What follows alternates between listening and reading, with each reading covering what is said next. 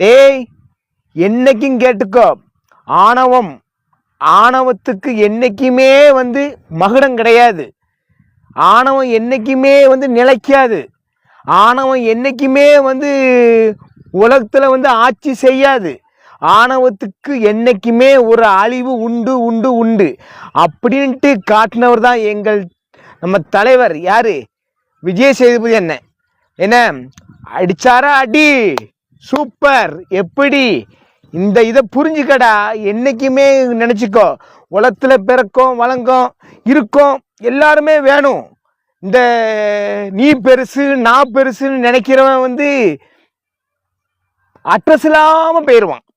அதே மாதிரிதான் நீ, உனக்கு பெரிய இடம், அந்த இடத்துல நான் இருக்க முடியாம போச்சு. அது என்னுடைய சூழ்நிலை. ரைட்டு, நான் ஒரு பாசத்தாலே அதனாலேயே நான் உள்ள இருக்க முடியாம போச்சு. அது வேற விஷயம். ஆனா நீ இருந்துருவேன் செவிச்சிருவேன்னு போனா, ஆனா முடியாது. ஏன்னா அதுல நல்லவங்க மட்டும்தான் செயல்பட முடியும், நல்லவங்க மட்டும்தான் பேர் வாங்க முடியும். ஏன்னா அத்தனை மக்கள்களும் அந்த ஷோவை ஒரு இதா பார்த்துட்டு இருக்காங்க. பார்க்குறவங்ககிட்ட நீ என்னத்தை தான் நடிய, நீ என்னத்தை தான் நீ ஒரு நடிக்கிற மாதிரி பண்ண, அதில் நினைக்கவே முடியாது. என்றைக்குமே உண்மை என்றைக்குமே வெல்லும். அதில் நான் இந்த ஷோவை பார்த்துட்டேன். எனக்கு ரொம்ப ரொம்ப ரொம்ப ரொம்ப சந்தோஷம் எனக்கு. அது போக இதில் இன்னொரு விஷயம் என்னன்னா, பார்வதியை நீ சும்மா நினைக்காத. நீ பார்வதிட்ட நீ லவ் பண்ணி பார்வதியை லவ் பண்ணிடலான்னு நினைக்காத. பார்வதி எப்படி ஆளுன்னு எனக்கு தான் தெரியும். பார்வதி என்னெல்லாம் வச்சு செஞ்சான்னு எனக்கு தான் தெரியும். என்ன, பார்வதிக்கு எனக்கும் ஒரு அண்டர்ஸ்டாண்டிங் உண்டு. என்ன, அது யாருக்கும் தெரியாது. என்னை மாட்டி விட்டதும் பார்வதி தான், என்ன கொஞ்சம் இதானி விட்டதும் பார்வதி தான். ஏன்னா பார்வதியை மட்டும் நீ ரேசுன்னு நினைக்காத. ஏன்னா சரி, அவளுக்கு கண்ணில் அடிபட்டிருக்கு, அது ரொம்ப கொஞ்சம் சங்கடமாக இருந்துச்சு. ஆனால் அதை இன்னொரு விஷயம், அதில் யாரோ ஒரு பேர் தெரியல, இப்படி ஒரு பெண் விளையாடச்சில நீங்கள் இதில் செவிச்சு நீங்கள் பெரிய ஒரு கோட்டையெல்லாம் கட்டிட முடியாது. ஒரு பெண் விளையாடச்சில காலை நீ இப்படி மிதிக்கிய, உனக்கு அறிவு இருக்கா? அறிவு இருக்கா இல்லையா? யாரா இருந்தாலும் சரிதான், ஒரு பெண்களை இப்படின்னு நீ திரும்ப திரும்ப மிதிக்கா. வெட்கம் இல்லை உனக்கு? அதான் விஜய் சேதுபதி சொன்னாரு, ஒரு பெண்ணுன்னு பார்க்காம திரும்ப மிதிக்கிறதுலே உன்னுடைய இந்த குணங்கள் அது ஒரு மோசமானது.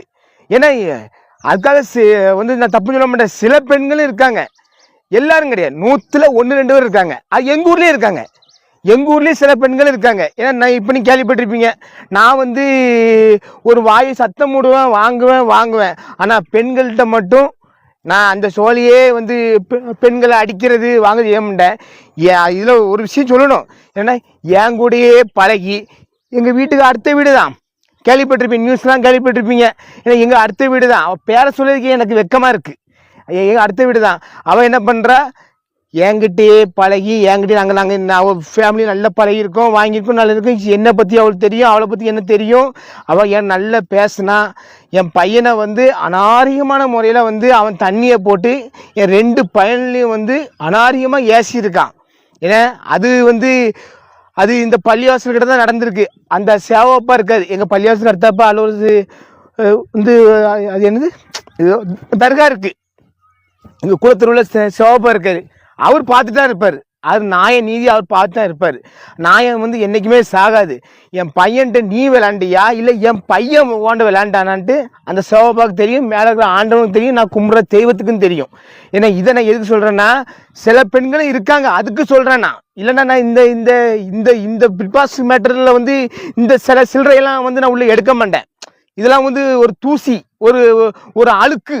இந்த அழுக்கெல்லாம் பேச முடியாது. அந்த அழுக்கூடிய குணம் தெரியணும்ல உங்களுக்கு. ஏன்னா எல்லாரும் என்ன தப்பா நினைக்க கூடாதுல்ல. பெண்களை ஜிபி முத்து சேலையை வச்சு உறிஞ்சார், பெண்களை அடித்தார், பல்லை உடைத்தார். அதுக்கப்புறம் ஜிபி முத்து பெண்களை ஆபாசமா பேசினார். அநியாயம் சொன்னதுக்கு அநியாயத்துக்கு என்னைக்குமே மேலே ஒருத்தன் பார்த்துட்டு இருப்பான். அது அநியாயம் என்னைக்குமே சாகாது. அதே மாதிரி தான் பிக் பாஸ் நடந்திருக்கு. பார்த்தீங்களா? என்ன நிலைமையில இந்த ஆணவ பேச்சு, அகங்கார பேச்சு, அது போக வந்து நான் தான் பெரியவன், நான் தான் இதுன்னு சொல்லி யாருமே நினைக்க கூடாது. உலகத்துல எல்லாருமே சமம் தான். உலகத்துல எல்லாருமே சமம் தான் என்னை பொறுத்தளவுக்கு. இப்போ என் வீடியோ இருக்கு, என் வீடியோ வந்து இந்த ஜாதி தான் பார்க்கணும், அந்த ஜாதி தான் பார்க்கணும், அந்த ஜாதி தான் பார்க்கணும், என் ஜாதி தான் பார்க்கணும்னு சொன்னா நான் வந்து நல்லா இருக்க முடியாது.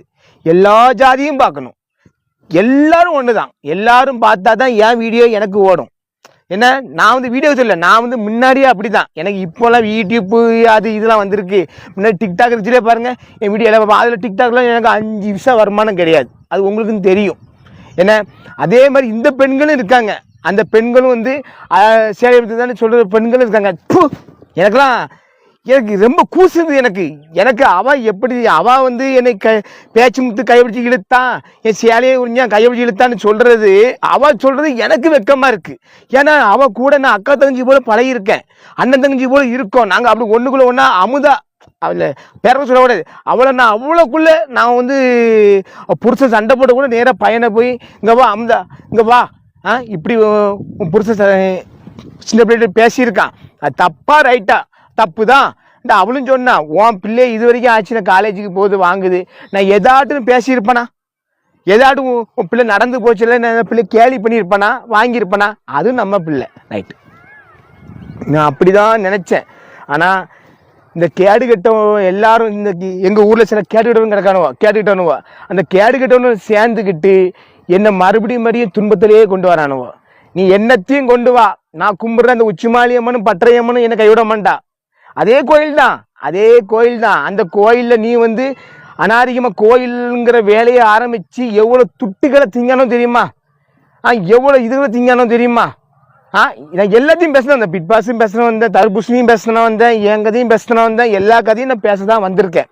என்ன, கோயிலுங்கிற வேலையில் ஆரம்பித்து ஏகப்பட்ட துட்டை திங்கானுவோ, கணக்கோட கிடையாது. அங்கே உருவாங்க இங்கே உருவான இது போன வருஷம் எங்கள் பெருமாள்புரத்தில் தசலாவே ஆரம்பிக்காம போய் வசூல் பண்ணியிருக்கானுவோ. அந்த வசூல் பணத்தை எங்க நான் கேட்க, இதே பெருமாள்புரத்தில் யாருமே கேட்க மாட்டாங்க. ஏன்னா அவங்களுக்கு வந்து எனக்கு என்ன தெரியல, ஒரு சில பேர் வந்து மோடையனா இருக்கானுவோ, ஒரு சில பேர் மோடையனா இருந்து அவன் தப்பான வழியில் வந்து கோயில் கட்டு திங்கிறவனும், இந்த கோயில் சொத்தை ஆக்கிரமிக்கிறவனும், கோயில் சொத்தை பட்டா போட்டு கரையம் பண்ணுறவனுக்கு சப்போர்ட் பண்ணியிருக்காங்க. அது நம்ம தேவையில்லை. எனக்கு வந்து நான் கோயில் தொட்டை திங்கவும் மாட்டேன், அஞ்சு எடுக்கவும் மாட்டேன். நான் இந்த தசலக வசூல் பண்ண எல்லாமே எனக்கு இருக்குது. நான் அதை நான் வேற அது ஆண்ட முன்னத்தில் எல்லாம் இது பண்ணுவேன், அது தெரியும் எனக்கு. அதுக்காக நம்ம வந்து கோயில் தொட்டு திங்க மாட்டோம். ஏன்னா அது போக வந்து அநியாயங்கள் அக்கிரமம் அவ்வளோ நடக்கு. இதை கேட்க ஆள் இல்லை. போய் கேஸு என் மேலே போய் கேஸ் கொடுங்க. ஏன்னா அவங்க போலீஸுக்கு தெரியாது. ஏன்னா நான் அது என்ன நடந்துச்சு, என்ன சம்பவம் நடந்துச்சு, என்ன இது நடந்துச்சுன்னு அப்போ அவங்க அந்த காவல்துறைக்கு தெரியாது. ஏன்னா அவள் போய் ஹாஸ்டலில் படுத்துட்டா, நான் அடிச்சேன்னு சொல்லி ஹாஸ்டலில் படுத்துட்டா. அதனால வந்து அது தெரியாது. அவங்க ஹாஸ்டலில் படுத்து பல்ல உடைச்சிட்டா, அதை உடைச்சணுன்னா அவங்க அது வந்து கேஸ் ஃபைல் பண்ணி தான் ஆகணும். அவங்க வந்து அது சட்டம் நானும் சட்டத்தை மதிக்கிறவன் தான். அது சட்டப்படி அவங்க செய்வாங்க, செஞ்சுட்டு போட்டு ரைட்டு இல்லை. ஆனால் என்னத்தை செஞ்சாலும் மேலே நீதினு ஒன்று இருக்குது, நியாயம்னு இருக்குது, அது செய்ய தான் செய்யும். அதுக்கு தான் நீதிமன்றம்னு ஒன்று இருக்குது, வழக்கறிஞர் இருக்காங்க, அதுக்கு தான் காவல்துறையும் நம்மளுக்கு வேணும். காவல்துறை இல்லாமல் நம்ம உலகத்தில் வாழ முடியாது. இல்லைன்னா எல்லாருமே நம்மளை வந்து எல்லாரும் இது பண்ணிடுவாங்க, துன்பப்படுத்திடுவாங்க. ஏன்னா காவல்துறை வந்து ஒரு முக்கியமானது. காவல்துறைங்கிறது வந்து ஒரு நம்ம 3 பேர் நம்மளுக்கு முக்கியம். நீதி, காவல்துறை, டாக்டரு, வக்கீல், இவங்கெல்லாம் 4 பேர் நம்மளுக்கு முக்கியம்தான். அவங்க இல்லாம நம்ம வந்து எவ்வளோ பிரச்சனை மாட்டிடுவோம் தெரியுமா? கண்டிப்பாக மாட்டுவோம். எல்லாரும் மாட்டி விட்டுருவானுவோம். எப்படியாட்டும் நம்மளை வந்து காப்பாற்ற தான் இந்த துறையெல்லாம் நம்மளுக்கு இருக்கு. அதையும் மிஞ்சின துறை தான் தெய்வம். எல்லா துறைக்கும் மிஞ்சின தெய்வம் தான் ஒரு துறை இருக்கு. மேலே ஒரு ஆண்டவன் இருக்கான், அந்த தெய்வம் இருக்கு. அந்த தெய்வத்தை நம்ம வந்து என்னைக்குமே கும்பிட்டு நம்மளுடைய கஷ்டத்தை சொன்னா கண்டிப்பாக தீர்த்து வைப்பான். ஏன்னா அதே மாதிரி ஏன் சொல்றேன்னா, அநியாயம் அக்கிரமம் பண்றவங்களுக்கு வந்து என்னைக்குமே ஒரு அழிவு சீக்கிரம் வரும். ஏன்னா எந்த சாமியும், எந்த கடவுளும், எந்த தெய்வமும் யாரையும் வந்து நீ அவனை கொல்லு, நீ அவனை அழி, நீ அவனை அழிச்சு எனக்கு வந்து நீ இது பண்ணு, நீ அவனை சோழியை முடிச்சு எனக்கு வந்து பூசை வை, பால் ஊற்று, அது ஊற்றுன்னு எந்த சாமியும் சொல்லலை. நான் தெய்வத்தை வந்து எல்லாத்தோட நான் தெய்வத்தை ரொம்ப கும்பிட்றாள். என்னை போல வந்து தெய்வத்தை வந்து கீழே உருண்டும் கும்பிட முடியாது, படுத்தும் கும்பிட முடியாது. என்ன சாமின்னா அவ்வளோ உயிர். ஒரு ஒரு கோயில் போனால் ஒரு கயிறு கொடுத்தா அந்த கயிறில் வந்து ஆஹா அந்த அம்மனே தாரான்னு சொல்லி அந்த கயிறை வாங்கி நான் கட்டுவேன். என் படத்து என்னுடைய பையில் வந்து எல்லா தெய்வமும் இருக்கும். பார்த்தீங்களா, எல்லா தெய்வமும் இருக்கும். ஏன்னா எனக்கு வந்து நான் தெய்வத்தை கும்பிட்றவன். எனக்கு வந்து அநியாயங்கள்லாம் அது வந்து ஒரு நேரம் வரதான் செய்யும். அது வரச்சில ஆண்டவன் இருக்கான் பார்த்துக்கிடுவான். சில பிரச்சனைகள் வரதான் செய்யும் பார்த்துக்கிடுவான். அது ரைட்டு. இதுனா இது வரைக்கும் ஏற்க நான் சொல்கிறேன்னா, என் ஊர் பிரச்சனையில் வந்து எல்லோரும் என்ன தப்பாக நினைக்காதீங்க. ஒரு சில பேர் நினைக்காதீங்க, எனக்கு தெரியும். நான் வந்து லேடிஸுக்கிட்டையும் பொம்பளைக்கிட்டையும் அந்த மாதிரி வந்து நான் அடிக்கிறதோ அந்த மாதிரி சொல்லி நான் பண்ணவே ஒரு காலம் பண்ண மாட்டேன். என் 4 பிள்ளை மேலே சத்தியமாக இதே அவன் வந்து என் மேலே பெட்டிஷன் கொடுக்கா. நான் இதை சொல்லணும்னு ரொம்ப நாள் இது பண்ணேன். என் மேலே பெட்டிஷன் கொடுக்கா. நான் சேலையெழுத்தான்னு கொடுக்க. நான் சொல்கிறேன், உனக்கு 2 பிள்ளை இருக்குது, எனக்கு 4 பிள்ளைகள் இருக்குது. நான் என் பிள்ளையும் கூட்டு வரேன், உன் பிள்ளை 2 பிள்ளையும் கூட்டு வா. நீ வந்து அதே அந்த லேடிஸு என்ன சொல்லுது, நான் வந்து சேலையை பிடிச்சி இழுத்தான் கைப்பிடிச்சி இழுத்தான் நான் அடித்தான்னு சொல்லுது இல்லை. அதே பிரம்மசக்தி கோயிலில் தான் அவளும் ஆடுறா. எங்கள் ஊரில் பிரம்மசக்தி எங்கள் குடும்ப கோயில், அவளும் சாமி ஆடுறா. அந்த கோயில் நானும் கும்பிட்றேன். அந்த கோயிலில் வரும் சூடத்தை அடிப்பு சத்தியம் பண்ணுவோம். நீ அப்படி சத்தியம் அடித்து நீ என்னை அடித்தா, நீ சேலையை இழுத்தா, நீ எனக்கு பல்ல உடைச்சா கைப்பிடிச்சா, நீனும் 2 பொட்டை பிள்ளை வச்சுருக்கா. அதனால் வந்து நீ சொல்லு, நான் 15 நாள் 1 மாதம் கூட நான் உள்ளே கிடக்கேன். என் பிள்ளை மேலே சத்தியமாக உள்ளே கிடக்கேன். நான் தப்பு செஞ்சால் தான் எனக்கு வந்து அந்த இது வரும். நான் தப்பு செய்யாமல் என்னை பொய் சொன்னால் என் மனசு தாங்க மாட்டேக்கு. ஆமாம், அவ்வளோ வேதனையிலையும் அவ்வளோ இதுலேயும் இருந்தால் இந்த வீடியோ நான் போடுறேன். ஏன்னா எல்லோரும் சொல்கிறீங்க நண்பர்களே எதுக்கு எல்லோரும் வீடியோ போடல, அது போடல இது போடல எல்லாம் சொன்னீங்க. நான் அவ்வளோ டார்ச்சர், அவ்வளோ பிரச்சனை எல்லாத்தையும் தாங்குவேன். எனக்கு ஆண்டவன் இருக்கான், ஆண்டவன் துணை இருக்குது எனக்கு. நான் வந்து ஆணவத்தில் சிலவன் கமாண்டில் வருது, ஆணவ பேச்சு, பணத்துமுறு பேச்சு. போடா இந்த பணம் இன்னைக்கு இருக்கும், இந்த பணம் நாளைக்கு உனக்கு வரும், அது வரும் இது வரும். நானும் வீடியோ போட்டு உட்காந்து ரட்டரி வீடியோ போட ஆரம்பிச்சுன்னா நான் தன்னை போல எனக்கு வந்து ஆண்டவன் கொடுக்குற வரப்பிரசாதம் அது நீங்கள் கொடுத்தது தான்.